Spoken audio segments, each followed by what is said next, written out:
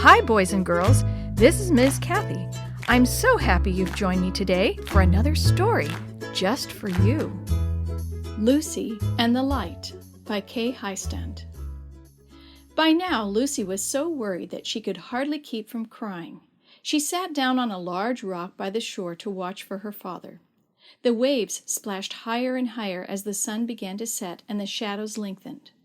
Lucy had a right to worry, for her father was the lighthouse keeper, and he had never before been away from his duty at night. Lucy and her father lived on a small rocky island where a tall lighthouse guarded that part of the Atlantic coast.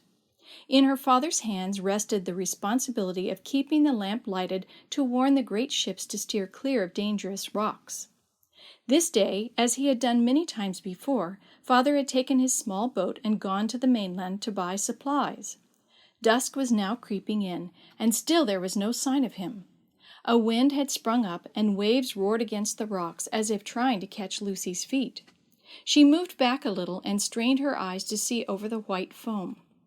Lucy had always been a timid child. She had no friends, for she led a very lonely life on the little island. Books kept her company, and her father and her religion were her beacons. As the daylight faded, Lucy knelt and prayed for God to tell her what she ought to do. Should she light the lamp? When she rose to her feet, she felt filled with courage. Her heart was eased, and she knew what she must do. Going into the lighthouse, she lighted a candle. Taking a long taper and matches, she began to climb the steep, winding stairs. But Lucy had a secret problem.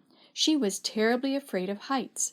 Imagine a lighthouse keeper's daughter who feared high places.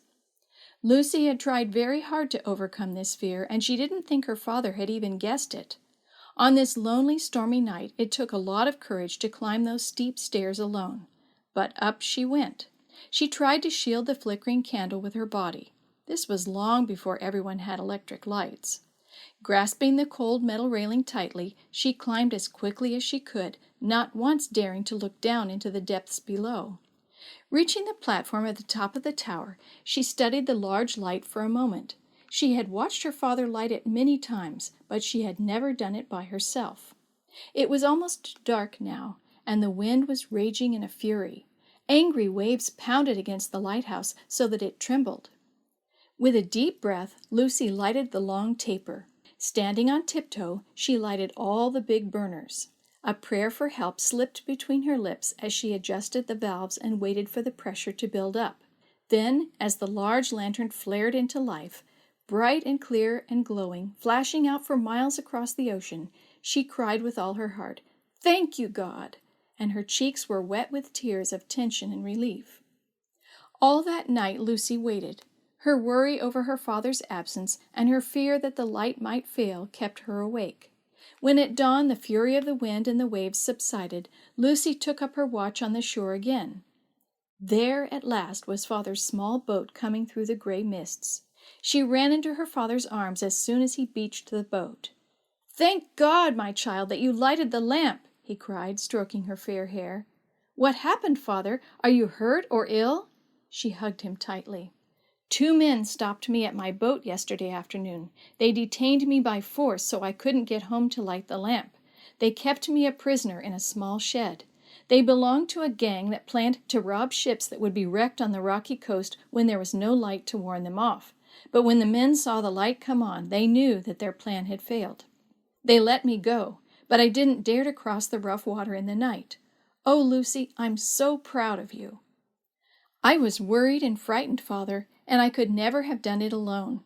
Lucy brushed back her hair from her forehead. She stood tall and straight, and the shadows of the night's fear were gone from her eyes. "Not done it alone?" her father exclaimed, his eyes searching the shore. "Who was with you?" "My God is the rock of my refuge," Lucy quoted softly.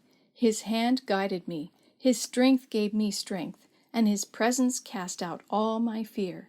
Psalm 94:22. Father looked at his daughter, and there was a gentle benediction in his eyes. "We are never alone. It makes me very happy to see that you have learned this great truth."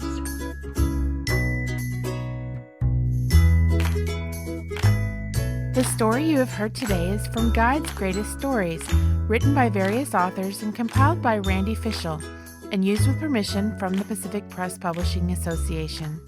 If you're interested in any other books published by the Seventh-day Adventist Church, please visit AdventistBookCenter.com or call 1-800-765-6955. This podcast is a production of the Carolina Conference of the Seventh-day Adventist Church.